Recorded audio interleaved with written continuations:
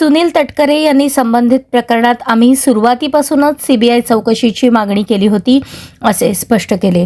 सत्य बाहेर यावे आणि कोणताही संशय राहू नये यासाठी स्वतंत्र आणि निष्पक्ष तपास गरजेचा असल्याचे ते म्हणाले। राजकारण न करता तथ्यांवर आधारित चौकशी व्हावी अशीही त्यांनी भूमिका मांडली। जनतेचा विश्वास टिकवण्यासाठी पारदर्शक तपास महत्त्वाचा असून दोषींवर कठोर कारवाई झाली पाहिजे असे त्यांनी नमूद केले। त्यांच्या या वक्तव्यानंतर प्रकरणातील चौकशीबाबत नव्याने चर्चा सुरू झाली आहे। राज्याच्या उपमुख्यमंत्री बहिणींच्या नेतृत्वाखाली आम्ही सारेजण मुख्यमंत्री महोदयांना भेटलो आणि पक्षाच्या वतीने एक निवेदन दिलं की या साऱ्या घटनेची पूर्णपणाने सीबीआयच्या मार्फत चौकशी केली जावी।